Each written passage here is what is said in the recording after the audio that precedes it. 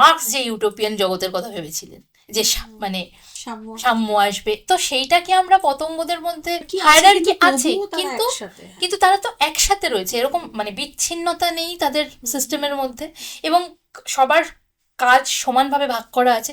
তাহলে আমরা যে ইউটোপিয়ার কথা ভাবি, মানে মানে আফিম খাওয়ার পরে যে স্টেটটা, সেই স্টেটে কিন্তু বিড়ালও কথা বলে, পতঙ্গও কথা বলে, এবং এমন এমন তারা কথা বলে যেগুলো কিন্তু মানে আমরা বারবার কেন এই পতঙ্গদের উঠে আসতে দেখি? তাহলে কি প্রশ্নটা এটা, যে তাহলে কি এরা সত্যি ইনসিগনিফিকেন্ট?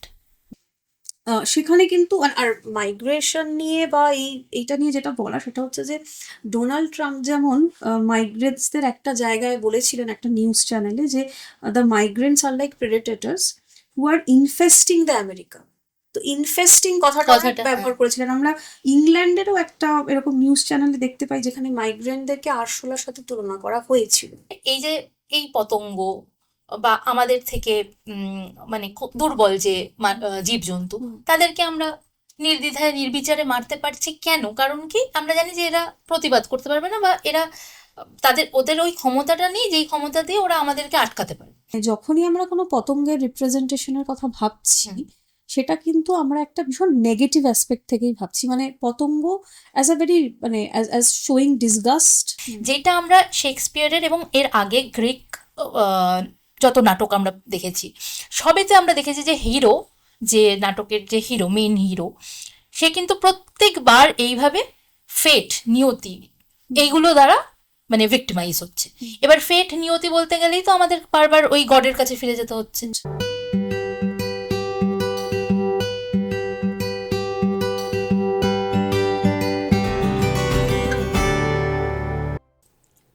নমস্কার, থার্ড টেক্সট চ্যানেলে আপনাদের সবাইকে স্বাগত।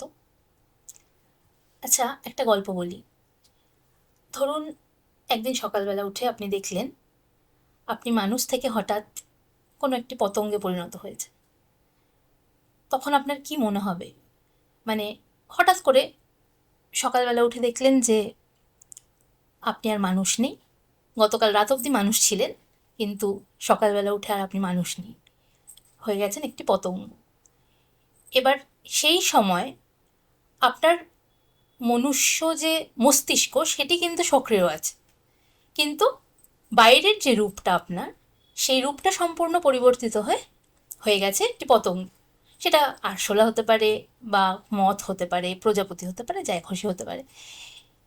তখন ওই পরিবর্তিত জীবনটিকে আপনি কিভাবে চালনা করবেন, বা আপনার কি মাথায় ঘুরবে? যে কারণ অনেকগুলো রেস্ট্রিকশনস চলে আসবে, আপনি অনেক কিছু করতে পারবেন না।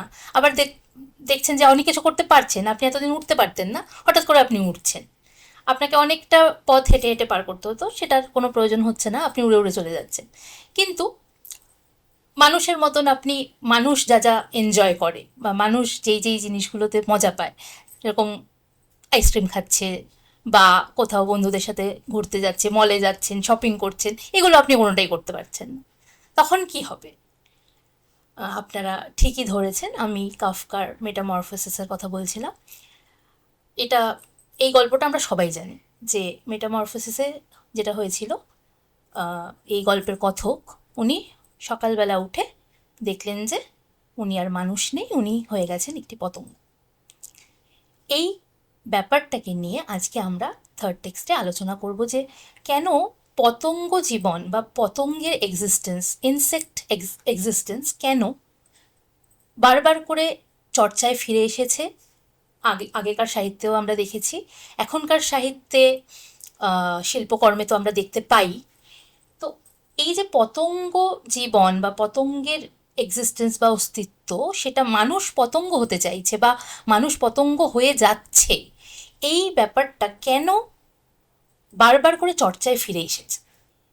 এই প্রসঙ্গে আমার যেটা প্রথমেই মনে পড়ছে সেটা হচ্ছে অস্তিত্ববাদ বা এক্সিস্টেন্সিয়ালিজম। অস্তিত্ববাদ কি?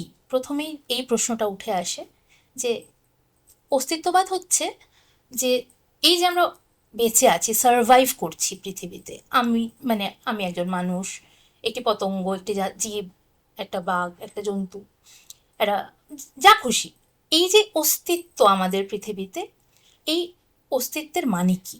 জীবনের অর্থ কী, এই জীবনটা নিয়ে আমরা কি করব এবং কি করলে জীবনটাকে অর্থবহ মনে হতে পারে, এটা হচ্ছে অস্তিত্ববাদের একদম কেন্দ্রীয় যে ভাবনা, এবার মূল ভাবনা। এবার এই এই অস্তিত্ববাদের সম্পর্কে কথা বলতে বলতে আমার যেটা মনে পড়ছে, এই যে কাফকা লিখছেন যে গ্রেগর সামসা, যে মেটামরফোসিসের কথক, সে সকালবেলা উঠে মানুষ থেকে হয়ে যাচ্ছে একটি পতঙ্গ। তো একটা মানুষ হিসেবে তো উনি তো সার্ভাইভ করছিলেন, এবং পরের দিন যখন উনি একটি পতঙ্গতে পরিণত হচ্ছে, তখনও সেটা আরেক রকমের অস্তিত্ব। এই যে দুটো অস্তিত্বই কি সমানভাবে অর্থবহ? দুটো অস্তিত্বের মানে মানুষের যে অস্তিত্ব এবং একটি পতঙ্গের যে অস্তিত্ব, সেই দুটো অস্তিত্বই কি সমান অর্থ বহন করে? অবশ্যই সেখানে একটা প্রশ্ন উঠে আসবে। এবং আমরা বরাবরই দেখে এসেছি, যেহেতু পতঙ্গ মানে মাছি, মশা, এই পিঁপড়ে, আমরা সহজেই মানে আমাদের গায়ে একটা মশা বসলে মেরে ফেলি, একটা মাছি বসলে তাকে উড়িয়ে দিই, পিঁপড়ে হেঁটে যাচ্ছে এরকম হয়েছে। আমরা সত্যজিৎ রায়ের একটা গল্পে পড়েছিলাম যে পিঁপড়ে, ওটাও কিন্তু একটা এক্সিস্টেন্সিয়ালিজমেরই গল্প, যে একটা শাড়ি পিঁপড়েকে জ্বালিয়ে দেওয়া হচ্ছে, মেরে ফেলা হচ্ছে, এবং সেই পিঁপড়ের শাড়িটা আবার মানে ওকে এমনভাবে হন্ট করছে যে মানে বাচ্চাটি ভয় পেয়ে যাচ্ছে। এইটা একরকম অস্তিত্ববাদেরই গল্প। এবার এই এখানে একটা যেই ভাবনাটা বারবার চলে আসে, যে ছোট বলে, বা যেটাকে আমরা বলি ইনসিগনিফিকেন্ট বলে, আমরা আরেকটা যেটা সব থেকে বড় কথা, যে মানুষের কনসিয়াসনেস নিয়ে আমরা বারবার কথা বলি, যে কেন মানুষকে বলা হয় যে সব থেকে উন্নত মানের জীব। কারণ কি, মানুষের একটা কনসিয়াসনেস রয়েছে, সেই কনসিয়াসনেসটা মানুষকে চিন্তা করতে, কোনো একটা ব্যাপার সম্বন্ধে সিদ্ধান্ত নিতে বা লজিক্যালি ভাবতে সাহায্য করে।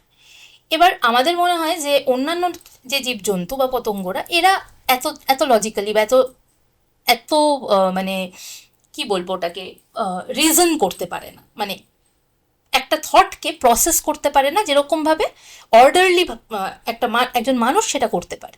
সেই জন্য মানুষ সবসময় নিজেদেরকে সব থেকে শ্রেষ্ঠতম জীব হিসেবে দেখে এসেছে, এবং অন্যান্য পতঙ্গ তো একেবারেই ইনসিগনিফিকেন্ট, এরকম একটা মনোভাব সবসময় মানুষের মধ্যে রয়েছে।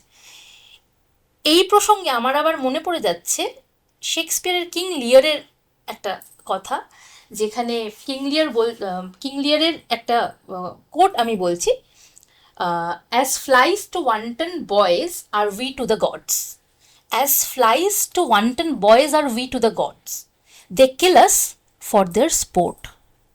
মানে বলছে যে আমরা যেরকমভাবে মানে মশা মাছি মেরে ফেলি, মানে আমাদের কিছু যায় আসে না, এই যে মেরে ফেললাম, একটা অস্তিত্ব ছিল, পরের মধ্যে নেই, আমাদের হাতেই মরে গেল। অথচ আমরা যুদ্ধ নিয়ে এত কথা বলি, যে যুদ্ধ নিয়ে এত কথা বলি যে এই যে একজন মানুষ আরেকজন মানুষকে মেরে ফেলছে, ইনহিউম্যান, মানুষকে রাষ্ট্র এত মানুষকে মেরে ফেলছে, ইনহিউম্যান, কিন্তু একটা শাড়ি দিয়ে পিঁপড়ের লাইন যাচ্ছে, তাকে পুড়িয়ে ফেললাম, কিছু গেল এলো না।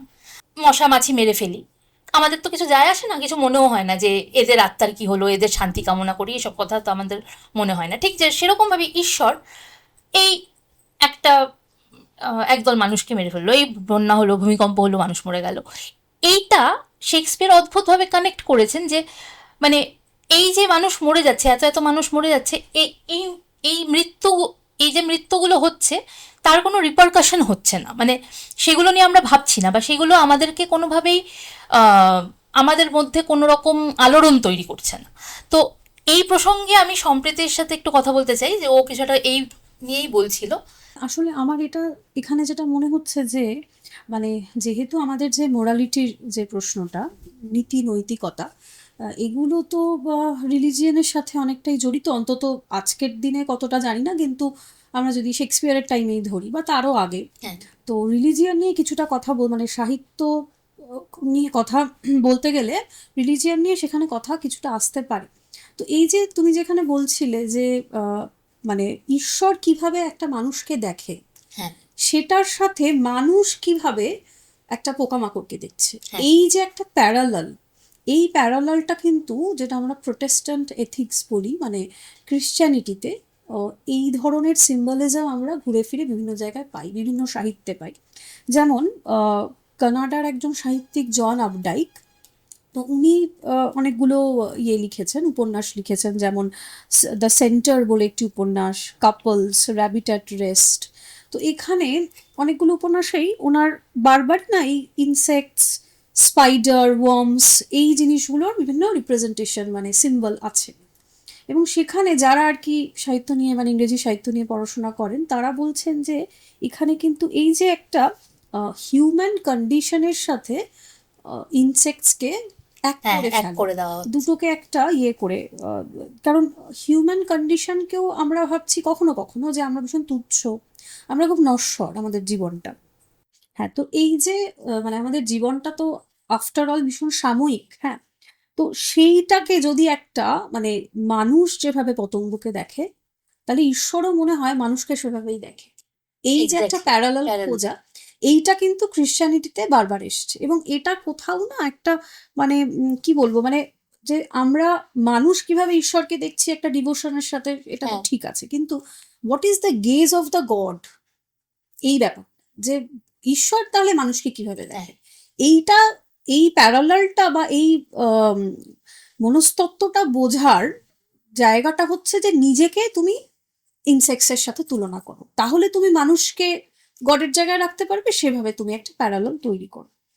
এবার এখানে আমরা দেখতে পাচ্ছি, মানে আমি একটু তাহলে মানে ওনার জন আপডাইকের একটা উপন্যাস, নাম হচ্ছে র্যাবিট অ্যাট রেস্ট, ওটা নিয়ে একটু বলি, তাহলে আরো ভালো করে বোঝা যাবে যে এই যে একটা ভীষণ মানে ফিউটাইল একটা এক্সিস্টেন্স, একটা নশ্বর জীবন, যেটা আমরা কীটপতঙ্গের ক্ষেত্রে তুমি যেরকম বললে একদম। যে একটা মশা মাছি আমরা খুব অবলীলায় তো সেটাকে মেরে দিই, সেটার ব্যাপারে আমরা শোক নেই, কিছুই নেই সেটার ব্যাপারে। তো এই র্যাবিট অ্যাট রেস্টের গল্পটা হচ্ছে যে হ্যারি বলে একটা চরিত্র, তো সে, তার 50 বছর বয়স হয়েছে।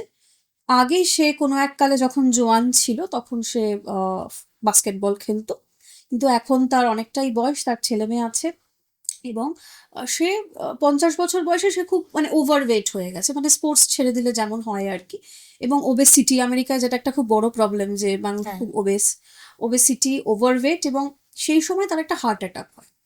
হার্ট অ্যাটাক হয়ে সে হাসপাতালের বেডে শুয়ে আছে, এবং সে দেখছে যে তার যে পুরো অস্তিত্বটা, তার যে বেঁচে থাকা, তার যে সার্ভাইভেলটা, সেটা কিছু মানে সামান্য কিছু মেশিনের ওপর, মানে তার বুক থেকে আহ, তার গেছে, হুম, পা থেকে গেছে, হ্যাঁ মাথা থেকে গেছে, সেই জিনিসগুলোর ওপরেই তার বেঁচে থাকাটা নির্ভর নির্ভর করে করছে। আছে, এই যে জায়গাটা। এবং তখন হ্যারির মনে হচ্ছে যে আমি যেন একটা, মানে আমি জাস্ট অ্যান ইনসেক্ট, মানে আমরা যেমন রাস্তায় হেঁটে গেলে বা বনে জঙ্গলে বা কোনো ঝোপঝাড়ের মধ্যে দিয়ে যাচ্ছি, একটু মশা দেখলাম এরকম করে দিলাম, সে হ্যাঁ, মরে হ্যাঁ, গেল। তো আমার যে এই এক্সিস্টেন্সটা, যেখানে আমার নিজের মানে এজেন্সি বলতে কিছু নেই, আমি যখন একটা হাসপাতালের বেডে শুয়ে রয়েছি, এক্স্যাক্টলি। যে আমার মানে I am not in my own control, এই ওয়ার্মস বা ইনসেক্টসের সাথে এই জায়গাটা উনি তুলনা করছেন। তো আমার এটা খুব ভালো লাগলো যে কিভাবে মানে ওই ঈশ্বরের সাথে মানুষের সম্পর্কটার প্যারালাল মানুষ খুঁজছে সাহিত্যের মধ্যে দিয়ে বা ফিলোসফির মধ্যে হ্যাঁ, দিয়ে, মানুষ আর ইনসেক্টসের একটা সম্পর্কে, সেইটা। এই প্রসঙ্গে আমি ঠিক এই জিনিসটা নিয়ে আমি আরেকটা ছোট গল্পের কথা বলি। ক্যাথরিন ম্যানসফিল্ড দ্য ফ্লাই বলে একটি গল্প লিখেছেন। গল্পটি এত অদ্ভুত। এখানে একটা ফ্লাইকে একটি মানুষ, গল্পটা কিন্তু খুব ছোট্ট একটা গল্প, একদম ছোট, 4-5 পাতার গল্প, যেখানে দেখাচ্ছে যে একটা মাছি, সে একটা কালির দোয়াতে, মানে ওই ফাউন্টেন পেনের যে কালি ইউজ হয় সেই কালির দোয়াতে পড়ে গেছে। এবং ফাউন্টেন পেনটা দিয়ে যে ভদ্রলোক ওখানে বসে আছেন, দ্য বস, তার নাম দেননি ইচ্ছে করে ম্যানসফিল্ড, দ্য বস বলে বলে ওই মানুষটিকে রিপ্রেজেন্ট করা হচ্ছে। এখানে আমরা বুঝতেই পারছি দ্য বস এখানে দ্য গড, একটা গড লাইক মানে তার এক্সিস্টেন্স। এবার এই বস কি করছে, এই বস তার ফাউন্টেন পেনের যে নিবটা দিয়ে মাছিটাকে তুলেছে, তুলে একটা আচ্ছা। ব্লটিং পেপারের উপর রেখেছে। তো হুম ব্লটিং পেপারের উপর রাখার ফলে কি হলো, ওর যে ইঙ্কটা ওর গায়ে ছিল সেটা মানে শুষে নিল হুম ব্লটিং হুম পেপারটা। মাছিটা এবার এখানে ম্যানসফিল্ডের মুনশিয়ানা এখানে ঠিক যেরকম ক্যামেরা জুম ইন করে একটা কোনো চরিত্রকে দেখানো হয়, মাছিটাকে উনি ওইভাবে দেখাচ্ছেন জুম ইন করে, ছোট্ট ছোট্ট ওর পা কোনটা থেকে কালি ও ঝাড়ছে মুছছে, এই সমস্ত কিছু দেখাচ্ছে যেন এইবার ও ফ্লাইট নেবে, এইবার ও মোটামুটি ইঙ্ক ঝেড়ে ফেলা হয়ে গেছে, এবার ও ফ্লাইটটা নেবে। ঠিক তখনই বস ওই নিপটা দিয়ে ওর গায়ের উপর একটা ড্রপ ইঙ্ক ফেলছে। এই মাছিটার কন্ডিশন আমরা যদি মানে আমরা যেরকম হিউম্যান কন্ডিশন বলি, সেরকম যদি আমরা ইনসেক্ট কন্ডিশন বলি, তাহলে এই মাছিটার যে ইনসেক্ট কন্ডিশন, ওই মুহূর্তে যেই মুহূর্তটা ও ভাবছে যে এইবার আমি ফ্রি এবং উড়ে যাব, ঠিক তখনই একটা ড্রপ ওর গায়ের উপর ফেলছে। ঠিক আছে, ওই মাছিটা আবার প্রথম থেকে ওর যে লেবরিয়াস ওই কাজটা নিজেকে মুক্ত করার, সেটা আবার শুরু করছে। এবং শুরু করতে করতে মানে ওই একটা পা থেকে আরেকটা পা দিয়ে ইঙ্ক ঝাড়ছে, ইঙ্কের ড্রপগুলো ঝাড়ছে, করে করে অনেকটা লেবোরিয়াস টাস্ক ওটা দ্বিতীয়বার করার সময় আবার কিন্তু ও নিজেকে প্রস্তুত করেছে যে এইবার ও ফ্লাইট নেবে। এবং মানে যখন মাছিটা নিজেকে মানে মুক্ত করার চেষ্টা করছে ওই বার্ডেনটা থেকে, তখন কিন্তু বস ওকে এনকারেজ করছে যে এই তো এই তো এই তো করতে পারছো তুমি, এই ঠিক তুমি পারবে। ঠিক আছে, তার মানে আমরা কি ভাবছি যে বস এবার এবার ও ছাড়া পেয়ে যাবে। ঠিক যেই মুহূর্তে ও আবার ফ্লাইট নেবে, আবার বস ওর গায়ের মধ্যে একটা, এখানে মনে হচ্ছে না যে ঠিক ওই আমার হাতে তো কন্ট্রোল, মানে আমি here this man this the boss is the god. মানে এবার ব্যাপারটা যদিও এই গল্পটা ভীষণভাবে একটা সাইকোলজিক্যাল গল্প, ওর এই বসের ছেলে যুদ্ধে মারা যায়, এবং আমরা এখানে যুদ্ধে যারা মারা গিয়েছে এই ছোট ছোট 19-20 বছরের ছেলেগুলো, তারাও তো তাই ইনসেক্ট, ফিউটাইল তাদের এক্সিস্টেন্স, তাদের কথা ওয়ার মঙ্গার্সরা একবারও ভাবলো না। এদের অনেক উজ্জ্বল জীবন ভবিষ্যৎ হতে পারতো, সেসব না, তাদেরকে সেই এজেন্সি না দিয়ে তাদেরকে পাঠিয়ে দেওয়া হলো যুদ্ধক্ষেত্রে, এবং তারা মশামাছির মতন মরে গেল। এইটারই কিন্তু রিপ্রেজেন্টেশন এই ফ্লাইট।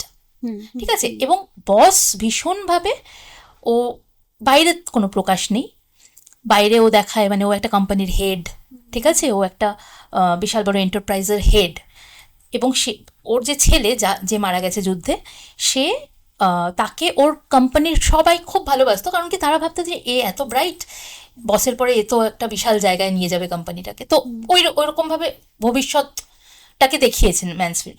সেই ছেলেটি যুদ্ধে গিয়ে মারা যায়। হ্যাঁ, এবার বস কিন্তু নিজের কম্পোজার ধরে রাখেন এবং কোম্পানিটাকে উঠিয়ে মানে ঠিকঠাকভাবে চালনা করেন, কিন্তু ওনার ভিতরের যে মনস্তত্ত্ব, ওনার যে হেল্পলেসনেসটা, সেইটা এইভাবে প্রকাশ পেয়েছে। মানে আচ্ছা তোমরা আমার ছেলেকে মেরেছো, আমার কি ক্ষমতা নেই? মানে ওই যে ক্ষমতার প্রদর্শনটা, সেটা ওই মাছিটা, কিন্তু ওই মাছিটা তো ওর ছেলের সাথে মানে ওই মাছিটাকে মেরে তো ও ছেলেকে ফেরত আনতে পারবে না, প্রথম কথা। দ্বিতীয় কথা যে ওর ছেলে হচ্ছে একটা সিস্টেমের ভিকটিম, সেই সিস্টেমটাকে ও বদলাতে পারবে না। কিন্তু এটা হচ্ছে একটা সাইকোলজিক্যাল দিক, যেখানে আমরা বুঝতে পারছি যে আমাদের থেকে ক্ষমতাহীন মানে ক্ষমতায় দুর্বল যারা, মানে যাদের ক্ষমতা নেই, তাদের উপর আমরা ঠিক ওইভাবেই বিহেভ করি যেরকমভাবে ওয়ার মঙ্গার্সরা এই যে ছোট ছোট মানে এই যুবকরা যারা 19-20 বছর বয়স যাদের, তাদের এইভাবে যুদ্ধে পাঠাচ্ছে এবং তারা অনায়াসে মরে যাচ্ছে, মানে কোনো তাদের ভবিষ্যতের কোনো ঠিক নেই, যেই ভবিষ্যৎ অনেক উজ্জ্বল ভবিষ্যৎ হতে পারত। তো এখানে আরেকটা জিনিসও ভীষণভাবে মনে হচ্ছে যে এইখানে তো উনি দেখিয়েছেন যে হিউম্যান, সত্যি সত্যি একটা হিউম্যান কন্ডিশনকে দেখানো হচ্ছে, যেটা ভীষণ ফিউটাইল। মানে আমরা অনেক স্বপ্ন দেখি, আমরা জীবন নিয়ে মানে আমাদের অনেক আশা, অনেক উচ্চাকাঙ্ক্ষা এগুলো থাকে, কিন্তু ওই যে একটা কথা আছে না যে ম্যান প্রপোজেস গড ডিসপোজেস, সবাই জানি আমরা কথাটা, যে তুমি তোমার মতন প্ল্যান করছো করো, কিন্তু যে কোনো মুহূর্তে কিন্তু সেই প্ল্যানটা অন্য কারোর হাতে কন্ট্রোলটা আছে, এবং সে কন্ট্রোল করবে এবং তোমার প্ল্যানটা যে কোনো মুহূর্তে ভেস্তে যেতে পারে।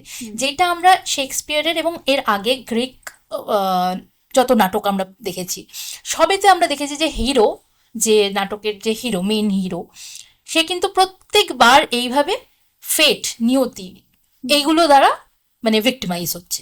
এবার ফেট, নিয়তি বলতে গেলেই তো আমাদের বারবার ওই গডের কাছে ফিরে যেতে হচ্ছে, ঈশ্বরের কাছে ফিরে যেতে হচ্ছে, যে আমাদেরকে কন্ট্রোল করছে। এবার এই যে হিউম্যান কন্ডিশনের মধ্যে এত রকমের বাধা, এত মানুষ কিন্তু সবসময় অপটিমিস্টিক থাকতে চায়, কিন্তু এই অপটিমিজমকে বারবার, এই অপটিমিজমের গায়ে যে আঘাত করে সেটা কি, সেটা হচ্ছে আমাদের পরিস্থিতি, বাস্তব পরিস্থিতি, আমাদের সামাজিক পরিস্থিতি। ঠিক আছে? তো এই যে বাধাগুলো বারবার করে আসে মানুষের জীবনে, এর ফলে কি হয়, একটা সময় মানুষ নিজেকে ইনসেক্টের মতো মনে করতে শুরু করে। মানুষ মনে করে যে আমার কোনো, মানে এই অস্তিত্বের কোনো অর্থ হয় না, এই এরকম অস্তিত্বের কোনো মানে হয় না। তো তখন মানে আমরা যতই সমাজ তৈরি করি, আমাদের সিনেমা হল আছে, এই আছে, সবই আছে, এন্টারটেনমেন্ট আছে, সমাজ আছে, কিন্তু after all this will lead to nothing, nothing, এরকম একটা জায়গা। তো সেখান থেকে একটা ইনসেক্টসের সাথে ইনসেক্টের, তুলনা। হ্যাঁ। এবার সেখানে আমরা নোটস ফ্রম দ্য আন্ডারগ্রাউন্ড, দস্তয়েভস্কির একটা খুব ভীষণই পপুলার একটি রচনা। তো সেখানকার আমি একটা ছোট্ট অংশ পড়ব, যে দ্বিতীয় চ্যাপ্টারের উনি একটা জায়গায় লিখছে, একদম দ্বিতীয় চ্যাপ্টার শুরু হচ্ছে এই লাইনগুলো দিয়ে: I want to tell you, gentlemen, whether you care to hear it or not, why I could not even become an insect. I tell you solemnly that I have many times tried to become an insect, but I was not equal even to that. তার মানে এখানে Dostoevsky বলছে যে আমি বারবার চেষ্টা করেছি একটা পতঙ্গ জীবনে যেতে, কিন্তু পারিনি। কিন্তু না, পারিনি না। উনি বলছেন আমি সেটারও যোগ্য নই। তার মানে মানুষ, এই যে আমরা হিউম্যান কন্ডিশন নিয়ে এত কথা বলি, তো মানে আমরা বলি যে মানুষের থেকে বড় কেউ নেই, বা মানুষ শ্রেষ্ঠতম, মানুষের বুদ্ধিমত্তার সাথে ইকুয়াল অন্য কোনো প্রাণীর অত বুদ্ধি নেই, উইজডম নেই। সেখানে দস্তয়েভস্কি একজন এত বড় চিন্তক, সে বলছে যে আমি বারবার চেষ্টা করেছি একটা পতঙ্গ জীবনে যেতে, কিন্তু আমি সেই জীবনটারও যোগ্য নই। তার মানে হিউম্যান কন্ডিশন কতখানি ফিউটাইল হলে এবং কতটা ফিউটিলিটি উনি দেখলে তবে কিন্তু এই কথাটা আসতে পারে, তাই না? আচ্ছা, এই প্রসঙ্গে আমার একটা কথা মনে পড়ে গেল, যে আমরা যাইনি, মানে যে সাহিত্য নিয়ে এতক্ষণ আলোচনা করেছি, বা আমি যে ক্রিশ্চিয়ান এথিক্সের কথাও বললাম, এক্সিস্টেন্সিয়াল ফিলোসফি হোক, সেখানে মানে যখনই আমরা কোনো পতঙ্গের রিপ্রেজেন্টেশনের কথা ভাবছি, সেটা কিন্তু আমরা একটা ভীষণ নেগেটিভ অ্যাসপেক্ট থেকেই ভাবছি। মানে পতঙ্গ অ্যাজ আ ভেরি, মানে as showing disgust, as showing futility. হ্যাঁ, তার যে একটা তুচ্ছ ক্ষুদ্র সাময়িক জীবনের কোনো মানে নেই, একটা অর্থহীন, সেভাবেই আমরা কানেক্ট করছি। কিন্তু আমার মাথায় যেটা ঘুরছিল, যে এটার কি কোনো বিপরীত, বা এটা থেকে কি কোনো অল্টারনেটিভ ভিশন আমরা পেতে কোথাও পারি। পাই, সেইটা একটা ভাবতে ভাবতে আমি দেখছিলাম যে আমরা ক্রিশ্চিয়ান এথিক্স নিয়ে যেহেতু কথা বললাম, যদি একটু ভারতীয় যে মাইথোলজি, সাহিত্য, রিলিজিয়ন, সেগুলোতে যদি একটু আমরা ফোকাস করি, যে ক্রিশ্চিয়ানিটিতে যেভাবে ভাবছে যে ইনসেক্টস লাইফ অ্যাজ ফিউটাইল, সেটা কি আমরা ভারতের যে পুরনো যে ধর্মগ্রন্থ বা পুরাণ, কিংবা মাইথোলজি, সেখানে কিরকম? তো সেখানে কিন্তু আমি দেখলাম আবার একেবারে অন্যরকম একটা চিত্র। আমি দুটো গল্প বলি, মানে পুরাণ থেকেই নেওয়া। একটা গল্প হচ্ছে, যে এটা অনেকেই জানে, তবুও আমি এই প্রসঙ্গে বলছি, যে গান্ধারী নাকি একদিন হাঁটছিলেন, এবং হাঁটতে হাঁটতে এখানে আরশোলার 100টা ডিম সেখানে পড়ে থাকে, এবং উনি সেটাতে পদাঘাত করাতে, মানে না বুঝতে পেরে আর কি, ওইগুলো মারা যায়। এবং তখন আরশোলার যে মা আরশোলার, সে গান্ধারীকে অভিশাপ দেয় যে তোমারও একদিন 100 পুত্র বধ হবে। তো এই যে জায়গাটা, এখানেও কিন্তু হিউম্যান এক্সিস্টেন্সের সাথে পতঙ্গের এক্সিস্টেন্সকে মেলানো হচ্ছে, কিন্তু সেটা কিন্তু ওই ডিসগাস্টিং বা একটা অসহায়তা এখানেও আছে, কিন্তু আমি তবুও বলবো যে পাওয়ারও আছে। হ্যাঁ, যে একটা ইনসেক্টস ইজ গিভিং মানে কি বলবো, সে অভিশাপ দিচ্ছে, এবং সেই অভিশাপটা ফলছে। মানে তুমি যদি যত তুচ্ছই হোক, তুমি যদি আরশোলা, মৌমাছি, এদেরও ক্ষতি করো, তোমাকে সেইটা বারবার কম্পেনসেট করতে হবে। এবং এই ধরনের যে একটা কি বলবো, একটা মানে হিউম্যানাইজিং দ্য ইনসেক্টস, এভাবে যদি আমি ভাবি, এখানে কিন্তু মানুষকে ইনসেক্টস এর মতো ইয়ে করছে না, এখানে ইনসেক্টস কে একটা হিউম্যান ইমোশন, যে সেও তো মা, সেভাবে একটা উত্তীর্ণ হচ্ছে। তো এটা আমার খুব ইন্টারেস্টিং লেগেছে যে এইটা কিন্তু আমরা শুধুমাত্র যে মানে মহাভারত বা হিন্দু ইজমে পাই তা কিন্তু নয়, মানে ভারতের যে পুরনো বিভিন্ন রিলিজিয়ন, প্রাচীন যে ধর্ম, ধরো জাতকের গল্প, হ্যাঁ বৌদ্ধ হ্যাঁ জাতক, সেই সমস্ত গল্পগুলোতেও আমরা কিন্তু দেখি যে বারবার করে নন হিউম্যান যে ফিগারগুলো, মানুষ বাদ দিয়ে, যে আমরা তো জানি যে বুদ্ধ জাতকে তো একেবারে হ্যাঁ বুদ্ধ একেবারে বারে বারে হরিণ হিসেবে, হ্যাঁ বোর হিসেবে, কোথাও বিভিন্ন অন্যান্য জন্তু জানোয়ার, কোথাও সারস হিসেবে, সেই হিসেবে তার, যদিও সেটা পতঙ্গ না, কিন্তু তবুও আমরা নন হিউম্যান এক্সিস্টেন্স কিন্তু আমাদের ইন্ডিয়ান মাইথোলজি বা ইন্ডিয়ান ধর্মগ্রন্থগুলোতে একটু অন্যভাবে পাই। গান্ধারীর গল্পের পরেও আরেকটা আমি গল্প দেখছিলাম, সেটা হচ্ছে আমাদের পুরীর জগন্নাথ মন্দির নিয়ে। গল্পটা এরকম যে পুরীতে একদিন সকালবেলা একটা প্রার্থনা হচ্ছে, তো একজন সাহুকার, তিনি সাহুকার মানে খুব যে খুব বড় ট্রেডার, খুব বড় একজন আর কি মার্চেন্ট, আচ্ছা তো সে সকালবেলা ওই আরতি বা প্রার্থনা যাই হোক অনেক ভোরবেলা গেছেন। তো গিয়ে উনি মন্দিরটা খুলে দেখছেন যে সেখানে মূর্তির আশেপাশে প্রচুর আরশোলা, এবং উনি দেখে ভীষণ ডিসগাস্টেড হচ্ছেন যে কি এত পরিষ্কার নেই, খুব আনহাইজিন একটা হ্যাঁ ব্যাপার, এটা এটা প্লিজ পরিষ্কার করে, মানে মায়ের মন্দির সেখানে কেন এরকম ইয়ে থাকবে, মানে জগন্নাথ মন্দির সরি। হুম তো সেখানে এবার পুরোহিত ওকে বলছে যে কেন, ভগবান কি তোমার শুধু একার, হ্যাঁ আর সোলারও তো, so they will coexist. তো এই যে একটা ইনক্লুসিভিটির গল্প, এটা কিন্তু আমরা আহ, ভারতীয় দর্শন বা আমরা ভারতীয় ধর্মগ্রন্থ মাইথোলজিতে অনেক আগে থেকে পাই, পাই যেটা একটা ভীষণ অল্টারনেটিভ একটা একটা মানে হ্যাঁ পয়েন্ট, মানে আমরা, তুমি যেটা বলছিলে না যে মানুষই সর্বশ্রেষ্ঠ, তো হ্যাঁ হ্যাঁ এটাকেই তো আমরা অ্যানথ্রোপোসেন্ট্রিক ওয়ার্ল্ড বলি। অ্যানথ্রোপোসেন্ট্রিক হ্যাঁ তো অ্যানথ্রোপোসেন্ট্রিক থেকে কিন্তু এখন আমরা দেখব যে দা আমরা এখন যে যুগে বাস করি সেটা হচ্ছে বায়োসেন্ট্রিসিজম, biocentrism। হুম ইকোসেন্ট্রিসিজম, যে যেখানে মানুষই সর্বৈব সত্য এবং বাকি যারা আছে তারা সেই হিসেবে থাকবে, মানুষের হ্যাঁ রুলস অ্যান্ড রেগুলেশন অনুযায়ী থাকবে, সেটা তো এখন আর মনে করা হয় না। এবং সে কিন্তু সেই বিষয়টা, এটা নতুন একটা বিষয় হলেও বায়োসেন্ট্রিসিজম, কিন্তু এটার বিভিন্ন এলিমেন্টগুলো আমরা কিন্তু বুদ্ধ জাতকে দেখতে পাচ্ছি, আমরা কিন্তু মহাভারতে দেখতে পাচ্ছি। এইটা আমার ভীষণ ইন্টারেস্টিং লেগেছে যে তার মানে কিন্তু সবটা ওই একটা বয়ান নয়, মানে হ্যাঁ তার একটা হ্যাঁ অল্টারনেটিভ হ্যাঁ বয়ানও আছে। হ্যাঁ আচ্ছা এই এই যে অল্টারনেটিভ একটা ভিউ পয়েন্ট, সেখান থেকে মনে পড়লো, মানে আমরা এখানে যেতে পারি যে পস্থিউম্যানিজম বলে একটা ভিউ পয়েন্ট, যেখানে বলছে যে এই যে আমরা মনে করি যে মানুষ সব থেকে সুপিরিয়র মোস্ট, সেইটাকে পস্থিউম্যানিজম কিন্তু রিজেক্ট করছে। পস্থিউম্যানিজম বলছে যে না, মানুষ সুপিরিয়র মোস্ট সেটা মানুষের পার্সপেক্টিভ থেকে। আমরা তো পতঙ্গের পার্সপেক্টিভ বুঝতে পারছি না, বা একটা গাছ যে দাঁড়িয়ে আছে, আমরা এই যে গাছের প্রাণ নেই, গাছ কেটে দিলাম, বা হুম, সেটা নির্দ্বিধায়, গাছ তো আর প্রতিবাদ করবে না, মিছিলে হাঁটবে না, মানে হুম, এবার যেহেতু প্রতিবাদটা আমরা দেখতে পাচ্ছি না, হুম, আমরা মনে করে নিচ্ছি যে ঠিক আছে, এর উপর দিয়ে এইটা কিন্তু বরাবর মানুষের ক্ষেত্রে এই যে ক্লাস স্ট্রাগল বা মানে যার হাতে ক্ষমতা, যার হাতে পাওয়ার, সে দুর্বল মানুষকে শোষণ করছে, হুম, এটা তো আমরা বরাবরই দেখে হুম, এসেছি। তো এবার সেক্ষেত্রে এই যে এই পতঙ্গ বা আমাদের থেকে মানে খুব দুর্বল যে জীবজন্তু, হুম, তাদেরকে আমরা নির্দ্বিধায় নির্বিচারে মারতে পারছি কেন? কারণ কি, আমরা জানি যে এরা প্রতিবাদ করতে পারবে না, বা এরা তাদের ওদের ওই ক্ষমতাটা নেই যেই ক্ষমতা দিয়ে ওরা আমাদেরকে আটকাতে পারে।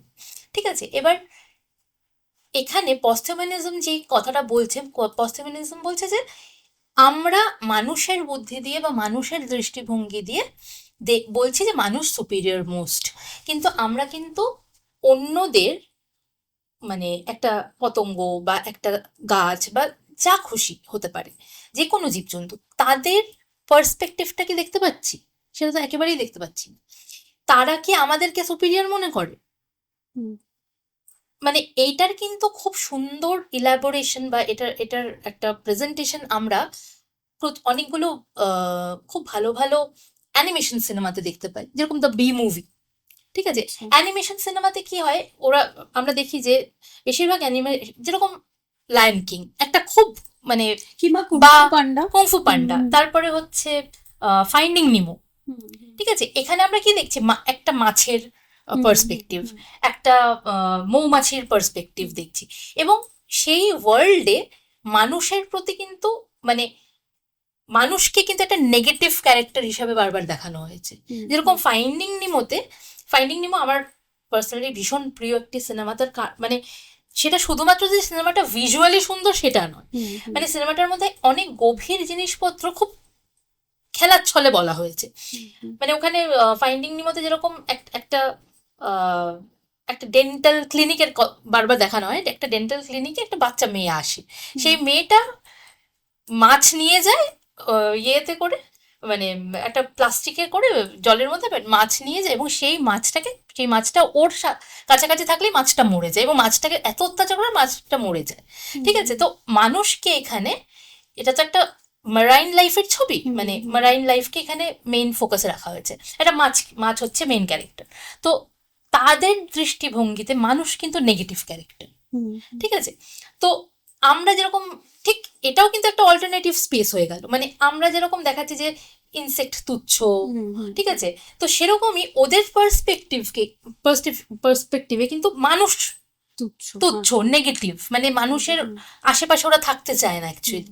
ঠিক আছে, এবার এটারও একটা, মানে আমরা এই অ্যানিমেশন মুভির কথা বলতে গিয়ে আমার বারবারই এটা মনে হয় যে শুধু অ্যানিমেশন মুভি কেন, আমরা এমনি অন্যান্য ছবিতেও এটা দেখেছি যে কিছু কিছু জায়গায় আমাদেরকে দেখানো হয়েছে যে মানুষ এবং প্রাণী, অন্য কোনো প্রাণী, তাদের যে কোএক্সিস্টেন্স এবং তাদের যে ভালোবাসার কথা, মানে তারা একে অপরকে বুঝতে পারছে, তারা একে অপরের সাথে কমিউনিকেট করছে, একটা এই যে ইনক্লুসিভিটির কথা বলছি না, মানে যে যে অন্তর্ভুক্তিকরণ, ঠিক আছে, এই অন্তর্ভুক্তিকরণের মধ্যে এখন যেরকম ভীষণভাবে আসছে একটা জিনিস, সেটা হচ্ছে ইকোসেন্ট্রিক একটা পরিবেশ তৈরি করা। এবং এইটা নিয়ে এখন মানে এই মডার্ন টাইমস আমরা দেখছি যে পরপর কিন্তু সাহিত্য তৈরি হচ্ছে, এবং এখনো সেটা হচ্ছে। এবং রিসেন্টলি আমি একটা খুব ইন্টারেস্টিং বই পড়েছি, সেটা ইকোফেমিনিজম কে রিলেট করে। বইটার নাম হচ্ছে ওয়ের মেফ্লাইজ লিভ ফরএভার। এবার মেফ্লাইজ হচ্ছে এমন একটি পতঙ্গ যারা যখন তাদের তারা যখন পূর্ণ বয়সে পৌঁছানোর পরে কয়েক ঘন্টার মধ্যে মারা যায়, এবং তারপরে আবার জন্মায়, এবং সোয়ার্ম, মানে দে মুভ ইন সোয়ার্মস। ঠিক আছে, তো এই যে ওয়ের মেফ্লাইজ লিভ ফরএভার, এই যে নামটা দিয়েছেন উনি, আমরা মেফ্লাই বলতেই বুঝি যে ক্ষণজন্মা, মানে খুব তাড়াতাড়ি এদের এক্সিস্টেন্স ফুরিয়ে যাবে এবং আবার জন্ম নেবে নতুন মেফ্লাইজ। তো এমন একটা ইনক্লুসিভ পৃথিবী তৈরি করার কথা বলা হচ্ছে, যেখানে মানে এখানে তো আর অ্যাকচুয়াল মেফ্লাইয়ের কথা বলা হচ্ছে না, বলা হচ্ছে যে প্রত্যেকটা এক্সিস্টেন্স, ক্ষুদ্র হোক বিরাট হোক, সে যাই হোক না কেন, তার প্রত্যেকটা এক্সিস্টেন্সকে যাতে ইনক্লুড করতে পারি আমরা, একটা সেরকম একটা ইকোসিস্টেম তৈরি করার কথা বলছে। ঠিক আছে, এবং এইরকম একটা সিস্টেম যেখানে সবাইকে অন্তর্ভুক্ত করে একটা সমতা বজায় রেখে যে সিস্টেম চলবে, সেই সিস্টেম কিরকম সিস্টেম হবে, একটা হিলিং সিস্টেম হবে, মানে ইট উইল হিল। এই এতদিন ধরে মানবতার উপর, মানে যে কোনো জীবজন্তু, পশু পাখি প্রাণী, তাদের উপর যে অত্যাচার চলেছে, ঠিক আছে, সেইটার একটা হিলিং প্রসেস হিসেবে কিন্তু এই ইকো ক্রিটিসিজম বা ইকোসেন্ট্রিসিজমকে দেখানো হচ্ছে। ঠিক আছে, আরেকটা অবজেক্ট ওরিয়েন্টেড অন্টোলজি বলে একটা থিওরি, সেখানে সেই থিওরিটাকে যদি আমরা দেখি, সেখানে বলছে যে শুধু মানে জীবজন্তু কেন, আমার বাড়িতে যে একটা টেবিল আছে, চেয়ার আছে, ঠিক আছে, একটা, মানে যেগুলো ইনঅ্যানিমেট জিনিস, ঠিক আছে, বলছে যে ইনঅ্যানিমেট জিনিস মানে কি, জড়বস্তু, তার প্রাণ নেই, ঠিক আছে, কিন্তু তার জন্য আমরা কি ভাবি যে জড়বস্তু মানে এর তো প্রাণ নেই, মানে এর সাথে তো কোনো, মানে নষ্ট হয়ে যাক, ধ্বংস হয়ে যাক, মানে কিছু যায় আসে না।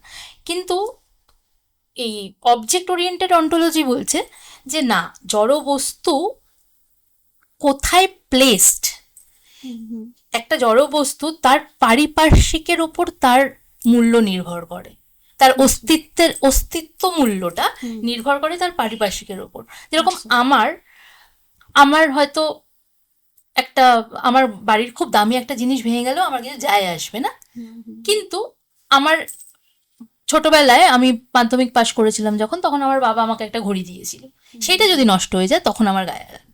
আচ্ছা। ঠিক আছে, তো উনি বলছেন, এই অবজেক্ট ওরিয়েন্টেড অন্টোলজিতে বলা হচ্ছে যে কোনো জিনিসেরই অস্তিত্বটা মূল্যবান।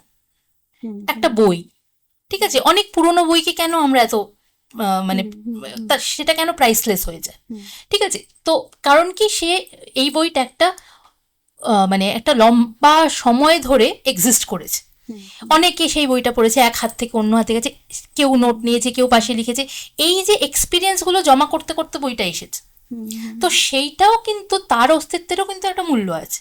হুম সো আমরা যেখানে আমরা একটা ইনঅ্যানিমেট জিনিসের মূল্যের কথা বলছি, সেখানে ইনসেক্টের তো প্রাণ আছে, হুম হুম সেখানে পতঙ্গ তো জড় বস্তু নয়, পতঙ্গ তো অলরেডি লিভিং। হুম তো সেই পতঙ্গ জীবন সবসময় যে একটা নেগেটিভিটিকে ক্যারি অন করবে, মানে হ্যাঁ সবসময় যে হ্যাঁ একটা নেগেটিভিটিকে বহন করবে, এবং সবসময় সেখানে একটা তুচ্ছতা বা ইনসিগনিফিকেন্স দেখানো হবে, এইটাকে কাউন্টার করার জন্যই কিন্তু আমার মনে হয় এই থিওরিগুলো এখন উঠে আসছে। হুম। আচ্ছা, এই প্রসঙ্গে আরেকটা কথাও আমার মনে পড়ছে যে রুই হাজ বলে একজন কানাডিয়ান সাহিত্যিক আছেন। তো উনি একটা 2008 সালে উনি একটা বই লিখেছিলেন, বইটার নামই হচ্ছে ককরোচ। তো এই বইটাতে মানে আমার কেন এত ইন্টারেস্টিং লাগলো, কারণ আমরা তো মানে মানুষ পতঙ্গে রূপান্তরিত হচ্ছে বা মানুষ নিজেকে পতঙ্গের সাথে তুলনা করছে, এক্ষেত্রে আমরা কাফকাকেই একদম সর্বোচ্চ হ্যাঁ, জায়গায় রাখি, সর্বজন বিদিত। কিন্তু এই রুই হাজের যে গল্পটা, যেটার নামই হচ্ছে ককরোচ, এখানে কিন্তু বোঝা যায় যে আমরা কাফকার যে ফিলোসফি, উনি তো উনি 1900 মানে 20th সেঞ্চুরির প্রথম হ্যাঁ, দিকেই হ্যাঁ, উনি মেটামরফোসিস লিখছেন।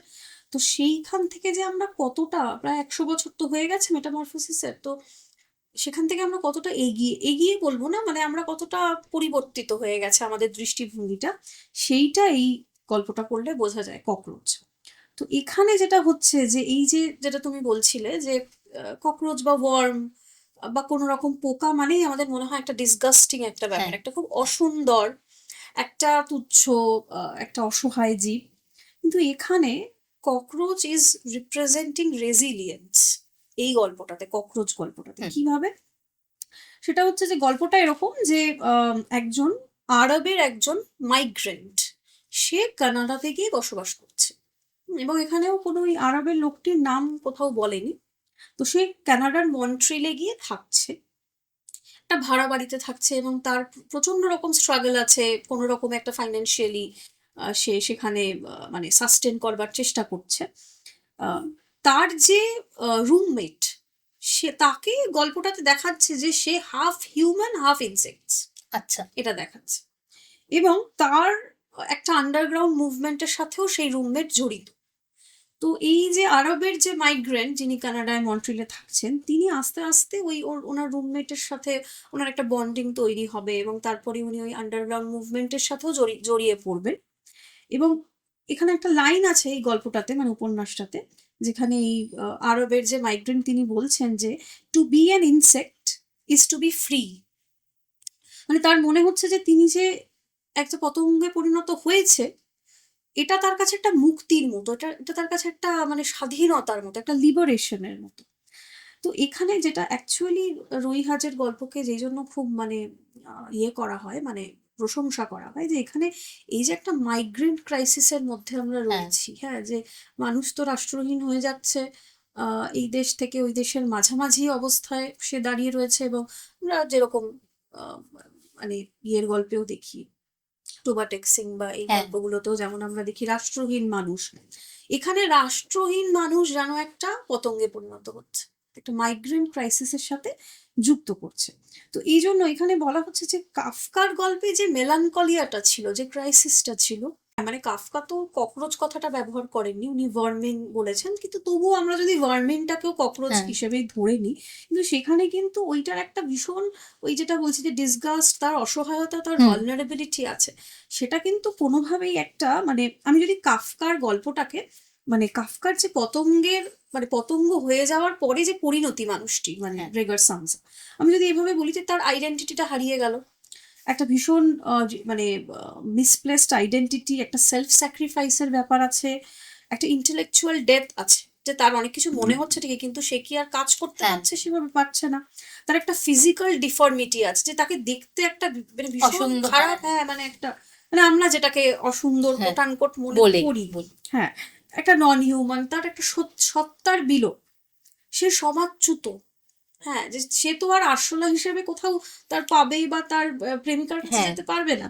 কিন্তু হাজের এই গল্পটাতে আমরা দেখছি যে ককরোচ হ্যাভিং আ সভেরিয়ান স্ট্যাটাস, যে ও কিন্তু যখন আমেরিকাতে আসছে, মানে ইয়েতে কানাডাতে, সরি, এসে এবং তার যে ওই আন্ডারগ্রাউন্ড মুভমেন্টের সাথে জড়িয়ে পড়ছে, এবং ওর রুমমেট যে একটা আসলে একটা হাফ ইনসেক্ট হাফ মানুষ।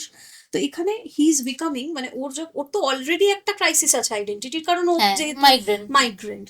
কিন্তু ওই ককরোচ হয়ে যাওয়ার ফলে ও নিজেকে ফ্রি মনে করছে, ও নিজেকে সার্বভৌম মানে ইয়ে মনে করছে, এবং তার মধ্যে একটা রেবেলিয়াসনেসও আছে, একটা রেবেলিয়াসনেস, একটা আইডেন্টিটি খুঁজে পাওয়ার খুঁজে চেষ্টা। পাওয়ার, হ্যাঁ হুম, মানে মানে এটাকে সমাজচ্যুত। একটা অল্টারনেটিভ আইডেন্টিটি বলা হ্যাঁ যেতে পারে। হ্যাঁ, যে সমাজচ্যুত তো বটেই, যে আরবে তো আর নেই, ও তো হ্যাঁ চলে এসছে মন্ট্রিলে, কিন্তু তাও একটা কালেকটিভিটি খোঁজার চেষ্টা। চেষ্টা। আসলে আমরা এখন না সবাই, মানে আমাদের আন্তর্জাতিক সম্পর্ক যেখানে দাঁড়িয়ে আছে, আমরা সকলেই তো একটা মানে আইডেন্টিটি খোঁজার একটা ইয়েতে আছি, যে এখন হ্যাঁ দেশ ব্যাপারটা তো এখন আস্তে আস্তে মানে নেশন স্টেট যেভাবে আর কি ইয়ে হয়েছে, যে সেটা মানে কালেকটিভিটিটা আর ন্যাশনালিজমকে দিয়ে শুধু তো বোঝানো যাচ্ছে না। হ্যাঁ তো এটাকেও আবার পোস্ট হিউম্যান টেক্সট অনেকে কিন্তু বলছে, এই রোই হাজের যে গল্পটা, এবং তার যে একটা উদ্বাস্তু হয়ে যাওয়ার যে গল্প, মাইগ্রেটরি লাইফ, সেটার সাথে কিন্তু মানে আমরা দেখছি যে সেখানে কিন্তু আর মাইগ্রেশন নিয়ে বা এইটা নিয়ে যেটা বলা, সেটা হচ্ছে যে ডোনাল্ড ট্রাম্প যেমন মাইগ্রেন্টসদের একটা জায়গায় বলেছিলেন একটা নিউজ চ্যানেলে, যে the migrants are like predators who are infesting the America. তো ইনফেস্টিং কথাটা অনেক কথাটা, হ্যাঁ ব্যবহার করেছিলেন। আমরা ইংল্যান্ডেরও একটা এরকম নিউজ চ্যানেলে দেখতে পাই, যেখানে মাইগ্রেন্টদেরকে আরশোলার সাথে তুলনা করা হয়েছিল, ইংল্যান্ডের একটা নিউজ চ্যানেলে। তো আমি বলছি যে এটার পরিবর্তে বা বিপক্ষে গিয়ে কোথাও একটা প্রতিবাদ, কোথাও একটা রেজিলিয়েন্সের কথা আমরা কিন্তু রোই হাজের গল্পটাতে দেখতে পাই, এবং যেখানে আমার মনে হয় কাফকার যে একটা, মানে আমি যদি এরকম বলি যে কাফকার সময়টা ছিল হচ্ছে 1910-20 সাল হ্যাঁ এরকম নাগাদ। ওটা কিন্তু দ্বিতীয় বিশ্বযুদ্ধের ঠিক আগে। হ্যাঁ, তখন কিন্তু ক্রাইসিস গুলো অন্যরকম পৃথিবীতে, কিন্তু এখন ক্রাইসিসটা তো পুরোপুরি অন্যরকম। অন্যরকম, হ্যাঁ তো এই যে একটা মানে এবং কাফকার ইয়ে লেখার অনেক পরেও আমরা দেখছি পোস্ট মডার্নিজম বা পোস্ট স্ট্রাকচারালিজম এই ধরনের ইয়েগুলোও চলে এসছে, আমাদের যে ফিলোসফিক্যাল যে হ্যাঁ টার্ন গুলো সেগুলোও চলে এসছে। তো সেখানে যদি আমরা মানে এরকম মানে ফ্রম কাফকা টু রোই হাজ এভাবে যদি একটা বলা যায়, তাহলে আমরা বোধহয় মানে দর্শনের যে পুরো হ্যাঁ চেঞ্জটা, পুরো সেইটাকে একটা ইভলিউশনটা হ্যাঁ দেখতে পাবো। সেটাকে আমরা খুব ভালো করে ধরতে পারবো। হ্যাঁ তুই যেটা বললি যে ককরোচকে এখানে একটা রেজিলিয়েন্সের প্রতীক হিসেবে অ্যাকচুয়ালি দেখানো হয়েছে, হুম, সেরকম এই এই যে বিভিন্ন পতঙ্গ বিভিন্ন শিল্পে কিন্তু বারবার বিভিন্ন মানে নিয়ে এসেছে। হ্যাঁ এবার সেটাকে যদি আমরা একটু সাইকোলজিক্যালি যদি আমরা একটু এর ভিতরে যাই বা একটু ইন্সপেক্ট করি, হুম, তাহলে এই যে ফ্রয়েডের যিনি ডিসাইপল কার্ল ইয়ং, হুম, হুম, কার্ল ইয়ং তো এনারা তো বহুদিন ধরে সাইকো অ্যানালিসিস করছেন, বিভিন্ন কেস হ্যান্ডেল করেছেন। তো একটা কেসের কথা ভীষণ ইন্টারেস্টিং, উনি একটা কেসের কথা লিখেওছেন, the scarab beetle case. The scarab beetle case, এই কেসটাতে কি হয়েছিল, এই কেসটাতে একজন ভদ্রমহিলাকে উনি অনেক দিন ধরে কাউন্সিলিং করছেন। তো এই ভদ্রমহিলা ভীষণভাবে শিক্ষিত এবং তিনি ভীষণ লজিক্যাল মাইন্ডেড, সব কিছু নিয়ে উনি রিজন করেন। তো এই যে যে কোনো সাইকো অ্যানালিস্টের কাছে যখন আমরা যাই, তখন উনি তো আমাদেরকে আমাদের আমাদের মাথায় কি চলছে, আমরা কি ভাবছি সেগুলো বোঝার চেষ্টা করেন বিভিন্ন কথাবার্তার মধ্যে দিয়ে, এবং তারা সেই মতন করে আমাদেরকে একটা সলিউশন দেওয়ার চেষ্টা করেন। তো এই ভদ্রমহিলাকে উনি অনেক দিন ধরে মানে কাউন্সেলিং করছেন, কিন্তু ওনার কোনো ইমপ্রুভমেন্ট হচ্ছে না। হুম, ঠিক আছে, কেন ইমপ্রুভমেন্ট হচ্ছে না? কারণ উনি যাই সলিউশন দিচ্ছেন ওই ভদ্রমহিলা সেটাকে কাউন্টার করছেন নিজের লজিক্যাল মাইন্ড দিয়ে। আচ্ছা, ঠিক আছে, এবং বারবার প্রশ্ন করছেন যে আপনার কেন মনে হচ্ছে যে এইভাবে আমি আমি সলিউশন পাবো, আমার তো এটা মনে হচ্ছে না। হুম, তো এর মধ্যে কি হয়, হঠাৎ একদিন উনি একটা স্বপ্ন দেখেন, মানে ওই ভদ্রমহিলা রাত্রে একটা স্বপ্ন দেখেন যে ওনাকে আচ্ছা, এটা সত্যি ঘটনা, তাই এটা তো? সত্যি ঘটনা, আচ্ছা, এটা উনি ওনার কেস স্টাডিতে লিখছে। লিখেছেন। হ্যাঁ। তো উনি বলছেন যে ওই ভদ্রমহিলা একটা স্বপ্ন দেখেছেন, যেখানে উনি দেখছেন যে ওনার একজন অ্যাডমায়ারার ওনাকে একটা জুয়েল গিফট করেছে, একটা জুয়েল। এবার সেই জুয়েলটা উনি বলছে, যখন ইয়ুংকে বলছেন উনি ঘটনাটা, যে উনি স্বপ্নে এটা দেখেছেন, উনি বলছেন যে ওই জুয়েলটাকে পুরো একটা বিটলের মতন দেখতে, একটা বড় বিটল, ঠিক আছে। আচ্ছা। তো এবার এই কথাটা যখন বলছেন তখন একটা অদ্ভুত কোইন্সিডেন্স হয়েছে, ওনারা দুজন কথা বলছেন, এবার যে রুমটাতে বসে কথা বলছেন তার জানলায় হঠাৎ করে ইয়ং একটা ঠক, মানে একটা খচখচ খচখচ আওয়াজ শুনতে পেয়েছে। তো জানলাটা কাছে গিয়ে দেখছে যে একটা বিটল জানলার উপর বসে আর কি, মানে কাচের উপর বসে নড়াচড়া করছে। ও আস্তে করে জানলাটাকে খুলে বিটলটাকে আচ্ছা। ধরেছেন এবং এনে ওই ভদ্রমহিলাকে দিয়ে বলছে, এই দেখুন আপনার স্ক্যারব বিট। আচ্ছা। ঠিক আছে। তো এই ঘটনাটা এতটা ওই ভদ্রমহিলাকে এফেক্ট করেছে যে উনি যখন বলছেন কথাটা, কিভাবে তখনই এরকম একটা হ্যাঁ। পতঙ্গ এলো এবং ঠিক ওখানেই আসতে হলো যেখানে উনি প্রেজেন্ট। তো এইটাকে কিছুতেই উনি আর লজিক দিয়ে মেলাতে পারছেন না। এরপর থেকে ওনার ট্রিটমেন্ট ভীষণ ইজি হয়ে গেল, কারণ উনি যেহেতু এটাকে লজিক্যালি ভাঙতে পারলেন না এবং উনি কোনোভাবে ওটাকে রিজন আউট করতে পারলেন না, তারপর উনি ওনার ট্রিটমেন্টটাকে নিতে শুরু করলেন, মানে ইউংয়ের ট্রিটমেন্টটাকে। এবার এই যে এখানে এই যে স্ক্যারব বিটল, এই বিটলটা এখানে কিন্তু একটা কি বলবো, মানে এটা ইয়ং নিজেই বলছেন যে এই বিটলটা একরকম আশীর্বাদ হয়ে এসেছে, কারণ মানে এই বিটলটা অ্যাকচুয়ালি তো দিস ওয়াজ আ কোইন্সিডেন্স, সবাই জানি আমরা, কিন্তু এই বিটলটার মধ্যে একটা সম্ভাবনা, একটা হোপ লুকিয়েছিল, ঠিক আছে, যেটা এই ভদ্রমহিলার হিলিং প্রসেসে সাহায্য করেছে। এবার এইটা এইটার সাথে সাথেই আমার আরেকটা জিনিসও মনে হচ্ছে যে এই যে যেরকম এখানে আমরা একটা পতঙ্গের একটা সম্পূর্ণ অন্যরকম সাইকোলজিক্যাল রূপ দেখলাম, ঠিক আছে, একটা পোর্ট্রেয়াল বা একটা সিম্বলিক এক্সিস্টেন্স দেখলাম, সেরকমই আমরা যদি সালভাদর দালি, ভীষণ বিখ্যাত পেইন্টার, ওনার দ্য গ্রেট মাস্টারবেটার বলে একটা খুব বিখ্যাত পেন্টিং আছে, আমরা সবাই পেন্টিংটা দেখেছি। 1929-এ উনি পেন্টিংটা তৈরি করেন এবং ওখানে আমরা দেখছি একটা ভীষণ অদ্ভুত কিম্ভূত কিমাকার একটা জীবকে, ঠিক আছে, সেই তার মধ্যে মানুষও আছে, তার মধ্যে পতঙ্গ আছে, ঠিক আছে, সব মিলিয়ে মিশিয়ে একটা সিংহ আছে, তো সব মেলানো মেশানো একটা জীব, যার এক্স্যাক্টলি কোনো বাস্তব রিপ্রেজেন্টেশন কিন্তু নেই, কিন্তু এটাকে কেউ বলছে ড্রিম, একটা মানে ওনার ড্রিমটা ওইভাবে ওনার কাছে এসেছে। তো সেখানে একটা বড় গ্রাস হপার উনি এঁকেছেন।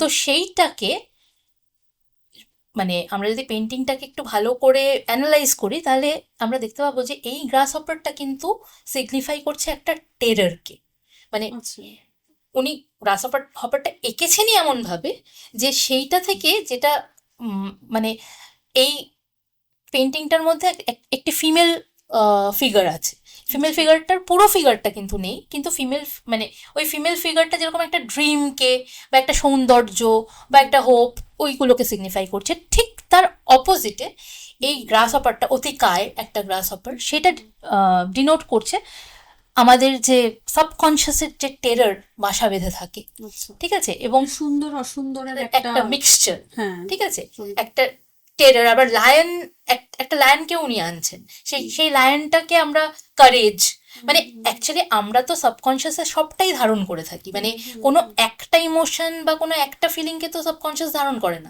তো একটা আমরা যদি সাবকনশিয়াসকে আঁকতে চাই বা রিপ্রেজেন্ট করতে চাই, হয়তো মানে দালি যেরকম এঁকেছেন ওই রকমই একটা কিছু হবে, ঠিক আছে। তো এই যে ইনসেক্টকে আমরা যতই বারবার করে তুচ্ছ, ইনসিগনিফিকেন্ট এইসব বলি না কেন, এবং সত্যি সত্যি আমরা এত কথা বলার পরও হয়তো আমার হাতে এখন একটা মশা এসে বসলে আমরা মারব, মানে আমি মারব, মানে এত কিছু বলার পর, কিন্তু এই যে যতই আমরা ইনসিগনিফিকেন্ট বলি না কেন,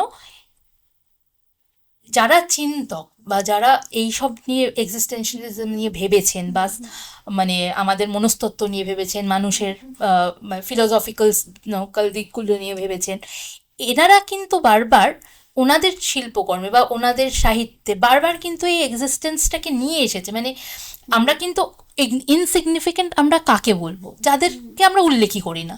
কিন্তু কাফকা ইনসিগনিফিকেন্ট, ফিউটাইল এইসব দিক থেকে হলেও সে তো একটা মানে ভার্মিনেই চেঞ্জ হয়ে যাচ্ছে। আর বারবার এই সাহিত্যে, শিল্পে, আঁকায়, এখন সিনেমায়, থিয়েটারে আমরা বারবার কেন এই পতঙ্গদের উঠে আসতে দেখি? তাহলে কি প্রশ্নটা এটা যে তাহলে কি এরা সত্যি ইনসিগনিফিকেন্ট? মানে ইনসিগনিফিকেন্ট বলতে আমরা বোঝাবো যে যার উল্লেখই হয় না।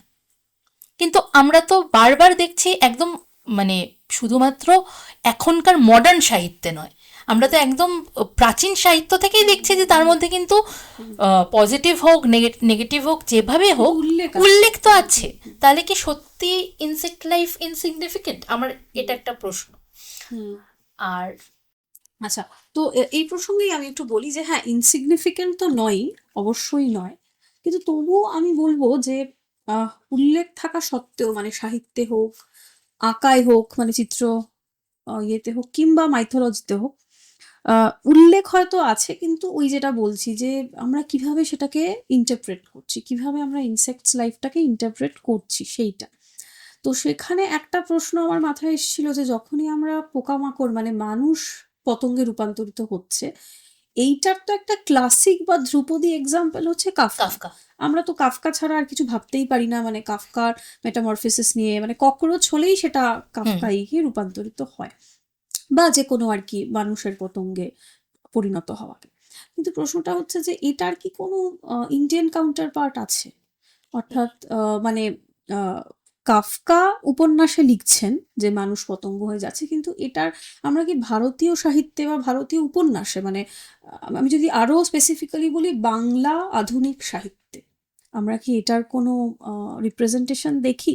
তো এটা ইয়ে করতে করতেই আমি খুঁজছিলাম যে কোথায় এই ধরনের মানে রিপ্রেজেন্টেশন থাকতে পারে, এবং যেটা পাওয়া গেল সেটা হচ্ছে যে 1915 সালে বোধহয় কাফকা মেটামরফোসিস হ্যাঁ, লিখছেন। 1912 থেকে 1912, হ্যাঁ। হ্যাঁ 1912 সালে মেটামরফোসিস লিখছেন। তার কিন্তু প্রায় 30-40 বছর আগে 1875 সালে নান আদার দ্যান বঙ্কিমচন্দ্র চট্টোপাধ্যায় ওনার একটা উপন্যাসে মানুষ যে পতঙ্গ হয়ে যাচ্ছে সেটার কথা উল্লেখ করেছেন, এবং সেটা ভীষণ মানে ইন্টারেস্টিং। কারণ আমরা ওই কাফকা অবশ্যই। কথা বলি, হ্যাঁ। কিন্তু আমাদের মানে বাংলা সাহিত্যে যে এরকম একটা প্রতিফলন আছে সেটা নিয়ে একেবারেই কথা হয় না। তো যেই বইটার মধ্যে এটা আছে সেটা হচ্ছে কমলাকান্ত সিরিজ। কমলাকান্তের যে ওনার, মানে আমরা সবাই জানি যে বঙ্কিম বললেই কিছুদিন আগে ওনার জন্মদিন গেল, তো বঙ্কিম মানেই আমরা ভাবি যে খুব রাশভারী, হ্যাঁ এমন এমন শব্দ যেগুলো পড়ে কিছু বোঝা যায় না, হ্যাঁ দুর্গেশ নন্দিনী, হ্যাঁ। কপালকুণ্ডলা, এগুলো। কিন্তু বঙ্কিম যে দারুণভাবে একজন স্যাটায়ারিস্টও ছিলেন, মানে ওনার যে রস সাহিত্য, ওনার যে কমলাকান্তের দপ্তর বা আরো হ্যাঁ। যেই লেখাগুলো, এইগুলো নিয়ে খুব একটা বেশি আলোচনা হয় না, কারণ আমাদের একটা সহজাত ইয়ে আছে যে ও হাস্যরস মানে তো এটা হ্যাঁ, একটা, একটা হ্যাঁ হ্যাঁ মানে খুবই আর কি মানে ওটাকে একদম লঘু পেশে, সাহিত্য। হ্যাঁ হ্যাঁ। লঘু হ্যাঁ। সাহিত্য, ওটাকে একদম বাদ দিয়ে বলা যেতে পারে। কিন্তু সেটা কমলাকান্ত বা বঙ্কিমের ক্ষেত্রে সেটা একদমই হয়নি। তো কমলাকান্তে একটা গল্পই আছে, মানে কমলাকান্তে তো অনেক ছোট ছোট গল্প, যেমন বিড়াল বলে একটা হুম। ছোট গল্প আছে, পতঙ্গ বলেও একটা ছোট গল্প আছে। তো সেইটা আমি যখন পড়ছিলাম, গল্পটা অনেকটা এরকম যে আমরা তো জানি যারা একটু কমলাকান্ত পড়েছেন যে কমলাকান্তের মেইন যে আইডেন্টিফিকেশন, মানে ওনার যে আইডেন্টিটিটা, সেটা হলো যে ওনার কোনো কাজ নেই, ওনার কোনো বাড়ি নেই, ওনার কোনো নিজস্ব বলতে কিছু নেই, আয় করার কোনো জায়গা নেই, উনি একেবারে সে আলাভোলা মানুষ যিনি আফিম খান মাঝে মাঝে, এবং আফিম খেয়ে তার একটা ট্রান্স স্টেটে উনি চলে যান, এবং সেই ট্রান্স স্টেটে গিয়ে উনি এমন অনেক কিছু দেখেন বা ভাবেন যেটা এমনি মানুষের পক্ষে বা যেই মানুষ ইনটক্সিকেটেড নয় তার পক্ষে সেটা ভাবা বা দেখা কোনোটাই সম্ভব নয়। তো ওনার ওই ইনটক্সিকেটেড সেলফেই, মানে কমলাকান্তের যে একটা মানে আফিম খাওয়ার পরে যে স্টেটটা, সেই স্টেটে কিন্তু বিড়ালও কথা বলে, পতঙ্গও কথা বলে, এবং এমন এমন তারা কথা বলে যেগুলো কিন্তু মানে মানুষের জীবনের অনেক জটিলতাকে নিয়ে কথা বলে, মানুষের জীবনের যে ফিলোসফি গুলো সেগুলো হচ্ছে ওরা বলে, হুম বিড়াল হুম বলে, হুম পতঙ্গ বলে। তো পতঙ্গের গল্পটা এরকম যে উনি কমলাকান্ত একদিন নসিরামের বৈঠকখানায় বসে আছে এবং বসে উনি আফিম খাচ্ছেন, তার সাথে নসিরাম যে সেও একটু ওই হুকা হুকা টানছে, এরকম একটা বৈঠকখানায় বসে। এবার হঠাৎ করে দেখছে উনি, মানে কমলাকান্ত দেখছে যে পতঙ্গ একটা কোথা থেকে একটা উড়ে এলো এবং উড়ে এসে একটা কাঁচের মানে একটা হ্যারিকেন মতো রাখা, যে আগুনের চারপাশে একটা কাঁচের বয়াম, সেইটাতে ঢোকার চেষ্টা করছে পতঙ্গটা। হুম ঠিক আছে। এবার যখন ঢোকার চেষ্টা করছে, এবার প্রথমে তো বুঝতে পারছে না বঙ্কিম যেটা কি হচ্ছে। এবার হঠাৎ দেখছি ওই পতঙ্গটা বঙ্কিমকে উদ্দেশ্য করে কথা বলতে আরম্ভ করছে, হুম মানে বঙ্কিমকে ও কিছু বলতে চাইছে। কি বলছে বঙ্কিমকে সেটা আমি একটুখানি পড়ে শোনাই, হ্যাঁ, ছোট অংশ। যে বলছে যে মানে পতঙ্গ বলছে কমলাকান্তকে যে আমরা পতঙ্গ জাতি পূর্বাপর আলোতে পুড়িয়া মরিয়া আসিতেছি, মানে আগে আমরা আমরা জন্মান্তর ধরে আমরা আলোতে পুড়েই মরছি। যে কোনো একটা আমরা বলি না একটা উজ্জ্বল কিছু দেখলে হ্যাঁ হ্যাঁ পতঙ্গরা সেখানে ধেয়ে ধাবিত যায়, হয়। তো সেই রকম তো জন্মান্তর ধরেই আমরা সেটা করছি। কখনো কোনো আলো আমাদের বারণ করে নাই, মানে কোনো আলো আমাদের কখনো বাধা দেয়নি, কেউই বাধা দেয়নি, আমরা সেদিকে ধাবিত হই। তেলের আলো, বাতির আলো, কাঠের আলো, কোনো আলো বারণ করে নাই। তুমি কাঁচ দিয়া মুড়া মুড়া দিয়া আছো কেন? মানে তুমি হঠাৎ করে এই যে একটা কাঁচ হ্যাঁ হ্যারিকেন, ওটা একটা বাধা ওটা হিসেবে। একটা বাধা এবং ও যেতে পারছে না ওটার দিকে। তো এরকম একটা অদ্ভুত হচ্ছে যে ও তো সেই মরণ ঝাপটাই দিতে চায় পতঙ্গ, তাহলে এই কাঁচ ব্যাপারটা এসে একটা আধুনিক একটা হ্যারিকেন, একটা বয়াম, এত হুম হুম সুন্দর দরকার ছিল না তো, কোনো হ্যাঁ প্রদীপ থাকলে অনায়াসেই ও ধাবিত হতে পারতো। এবার তার কিছুক্ষণ পরে নসিরাম বাবু ডাকিল কমলাকান্ত। আমার চমক হইল, চাহিয়া দেখিলাম আমি ঢুলিয়া পড়িতেছি, মানে একটুখানি ওর হুঁশ এসছে। তারপরে দেখছে হঠাৎ করে আমি দেখিলাম, মনে হইল একটা বৃহৎ পতঙ্গ বালিশ ঠেসান দিয়া তামাকু টানিতেছে। এবার ও দেখছে নসিরামই বড় একটা পতঙ্গ হয়ে গেছে এবং সে বালিশে বৈঠকখানায় হুম বালিশে ঠেস দিয়ে হুকা খাচ্ছে। ঠিক আছে। এবার তার পরের জায়গাটাই মেন, যে সেই আর কি কমলাকান্তের মনে হচ্ছে সেই আফিম খাওয়ার পর যে ওই যে আগুনটা, ওই আগুনটাকে উনি বলছেন যে এটা হচ্ছে মানে জ্ঞান বন্যী, মানে যে কোনো নলেজ, হ্যাঁ হ্যাঁ নলেজ ইজ ফায়ার। হ্যাঁ ধন মানে আমাদের যে ওয়েলথ, সেটাও একটা যেন বন্যী। হুম মান বন্যী মানে আমাদের যে ফেম, হুম সেটাও বন্যী। রূপ বন্যী আমাদের যে মানে সুন্দর সুন্দর দেখানোর যে ইয়ে, ধর্ম বন্যী, হুম রিলিজিয়াস, সেটাও বন্যীর মতো। ইন্দ্রিয় বন্যী, ইন্দ্রিয় মানে আমাদের যে ইন্দ্রিয় সুখ, হ্যাঁ প্লেজার, প্লেজার। Physical pleasure. সংসার বন্যীময়, মানে আমাদের আশেপাশে প্রচুর লোভ, প্রচুর মোহ। হুম ঠিক আছে। আর ওই যে মানে পতঙ্গটা, সেটা হচ্ছে মানুষ। তো মানুষ কি করছে, ওই আগুনের দিকে ধাবিত হচ্ছে, সে কখনো জ্ঞানের দিকে ধাবিত হচ্ছে, সে কখনো ধনের দিকে ধাবিত হচ্ছে যেটা তাকে শেষ করে দিতে হুম পারে, হুম সে কখনো ধর্মের দিকে ধাবিত হচ্ছে যেটা তাকে শেষ করে দিতে পারে। ইন্দ্রিয়, একদম। সংসার বহ্নিময়। তো সেখানে বলছে যে এতদিন তাহলে এই কাঁচটা হচ্ছে একটা মানে আমাদের মোহ থেকে আমাদের বেরিয়ে আসার, বা আমাদের যে প্রচন্ড লোভ সেটা থেকে বেরিয়ে আসার কাজটা হচ্ছে যেন একটা সোশ্যাল সিস্টেম। হুম তো হুম এখানে খুব মজার এটা যে ওই আহ, সেই হিউম্যান এক্সিস্টেন্স বা হিউম্যান এক্সপিরিয়েন্সকেই কিন্তু আমরা দেখছি যে পতঙ্গের মাধ্যমে বলা হচ্ছে, কিন্তু হুম এখানে কিন্তু পতঙ্গের ডিসগাস্ট বা তাকে যে একটা বিচ্ছিরি দেখতে, একটা কদাকার দেখতে, সেগুলোর কোনো ব্যাপারই নেই হ্যাঁ এখানে। হ্যাঁ হ্যাঁ এখানে পতঙ্গের আলোর দিকে ধাবিত হওয়াটাকে তুলনা করা হচ্ছে মানুষের মোহর দিকে বা ধাবিত। ধাবিত হওয়ার ক্ষেত্রে। তো এইখানে আমি যেটা বলছি, আবার কিন্তু আমরা সেই হিউম্যানাইজেশন অফ ইনসেক্টস সেখানে ফিরে যাচ্ছি, মানে ইনসেক্টসের এক্সপিরিয়েন্সটাকে হ্যাঁ মানুষের কোনো একটা ইমোশন দিয়ে, যেরকম আমরা গান্ধারীর গল্পে হ্যাঁ হ্যাঁ দেখেছিলাম, হ্যাঁ যে এখানে কিন্তু ভীষণ একটা ইনক্লুসিভিটির গল্প আছে। এখানে কিন্তু কাফকা বা এনাদের মতো যে একটা প্রচন্ড মানে নিকৃষ্ট জীবন, হ্যাঁ সেটার কিন্তু ব্যাপার নেই, কারণ হ্যাঁ কাজটা তোকে শেষ পর্যন্ত থামিয়ে দিল, মানে ও হ্যাঁ তো হ্যাঁ যেতে হ্যাঁ পারলো না। সেইটা তো, এটা আমার খুব ইন্টারেস্টিং লেগেছে যে কাফকার প্রায় মানে 1875-এ কমলাকান্ত লেখা হচ্ছে, 1912-তে হচ্ছে হ্যাঁ কাফকা, কিন্তু তার আগেও কিন্তু মানুষ যে পতঙ্গ হয়ে যাচ্ছে, মানুষ পতঙ্গের সাথে কথা বলছে, হ্যাঁ পতঙ্গ আবার নিজের ভিউ পয়েন্টটা, তুমি যেটা বলছিলে হ্যাঁ হ্যাঁ অ্যানিমেশন মুভিতে এগুলো দেখ, হ্যাঁ হ্যাঁ কিন্তু ভাবো বঙ্কিম এটা কমলাকান্তে লিখে গেছেন, হ্যাঁ কিন্তু সেটা নিয়ে খুব একটা চর্চা এখনকার দিনে কম। হয় না। আচ্ছা, আরেকটা কথা যেটা আমার ভীষণ ইন্টারেস্টিং লাগে সেটা হচ্ছে যে এখন এই যে আহ, উত্তর আধুনিকতার যুগে এখন যে আহ, সময়ের মধ্যে দিয়ে আমরা যাচ্ছি, মানুষ আমরা দেখছি যে ভীষণভাবে স্বার্থপর, প্রথম কথা। দ্বিতীয় কথা, মানুষ ভীষণ মানুষের থেকে বিচ্ছিন্ন হয়ে রয়েছে। আগেকার যে একটা সবাই মিলে একটা একটা কোনো কাজ করব, বা সবাই মিলে একটা আহ, যূথবদ্ধ হয়ে কিছু একটা করব, কোনো একটা ভালো কাজে আহ, সামিল হব, সেই জিনিসটার নেই এখন আর। মানে আহ, মানুষ ভীষণভাবে একা একা সমস্ত কিছু করবে, এইরকম একটা ইয়েতে চলে গেছে, মানে মানসিকতায়। সেখানে এটার একটা অদ্ভুত প্যারালাল আমরা দেখতে পাই পতঙ্গ জগতে।